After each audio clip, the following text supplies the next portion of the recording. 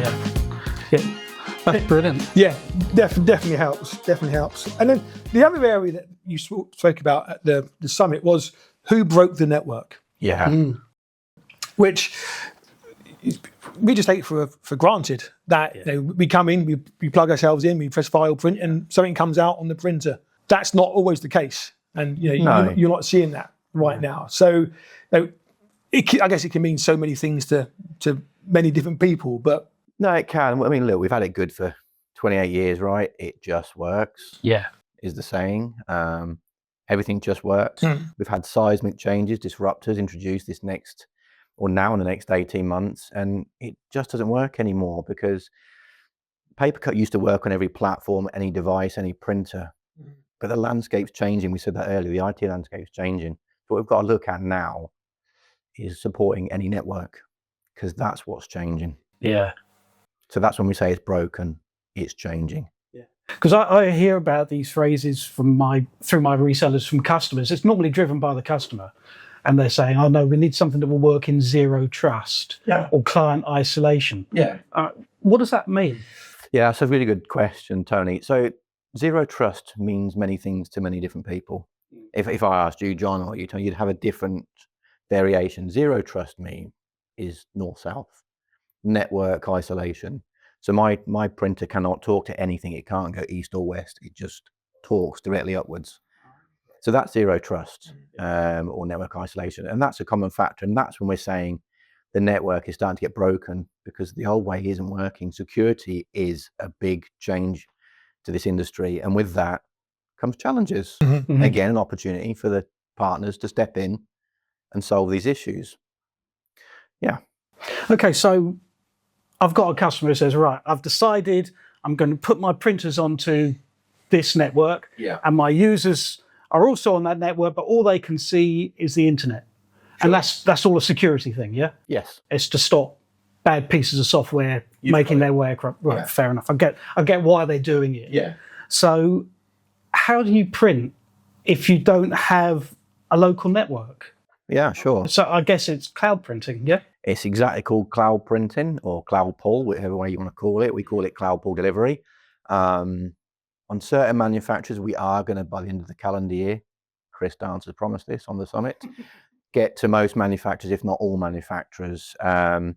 So providing you're supported, I think we have Lexmark, Kyocera, Sharp, Ricoh, thank you. Yeah, Ricoh, can't forget that. With Tosh, HP, and Fuji coming next. New player coming next. So who does that leave us? That leaves us Xerox, Konica Minolta, and Canon. Yeah, that's it. Pretty much. That's brilliant. So it's good. It's a lot of work. I hope people realise being channel agnostic is brilliant, but it comes with a lot of work and development.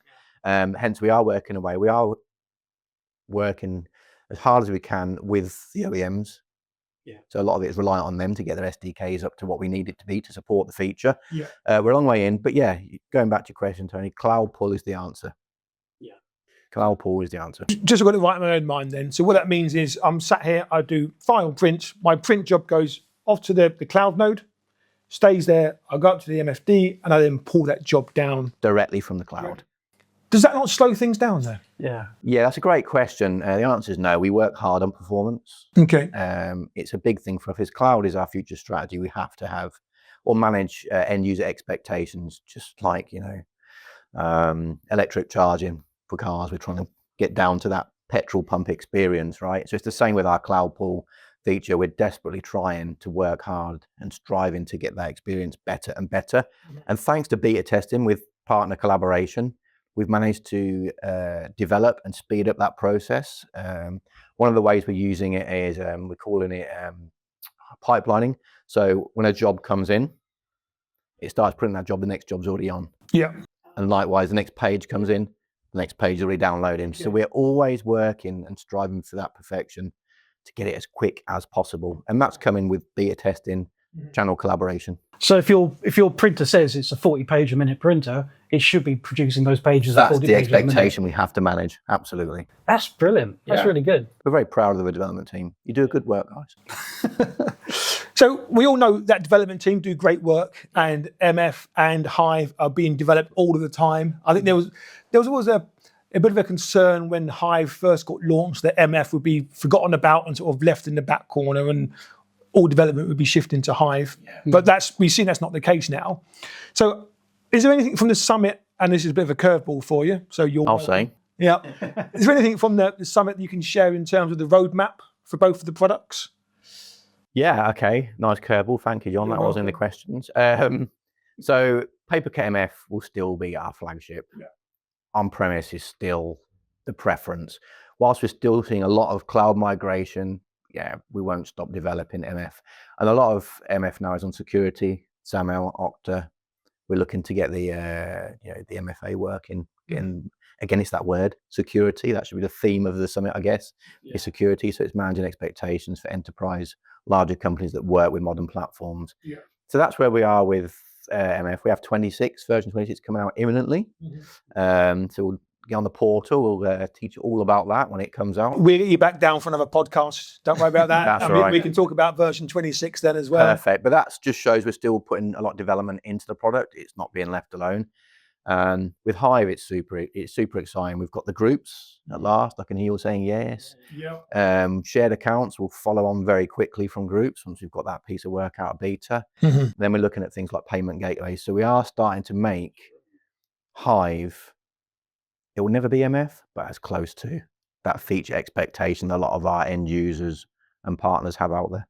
So that's really going to kind of finish off almost everything that's needed for an education customer, isn't it? Absolutely. And that's our driver. Is that the strategy? It is. Education, whilst PaperCut does fit into all verticals, education is still our foundation. So, and with that, we have to protect and migrate our base. And until we get that high feature set, we can't do that.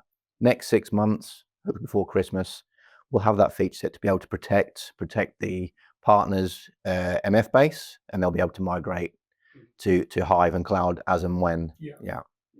That said, Hive sales are doubling year on year. So it's not all just a feature set mindset. That was going to be my next question, and I don't know if you've got the stats, but the split between Hive and MF sales, are we talking 50-50, 60-40, no. 70-30? We're probably more 75-25. Whilst the uptake is big, for cloud, there are a lot of customers that still quite aren't trusting the cloud. We are a cloud first region. EMEA is the best selling cloud region. That said, people still like their product on premise. If they've got MF already, they're not going to switch to Hive because they probably, in education especially, they'll want the feature set. However, those that want to go to cloud and just want print, Hive's good to go. It does exactly what they need.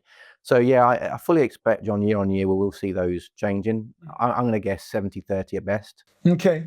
But the cloud adoption is picking up for sure.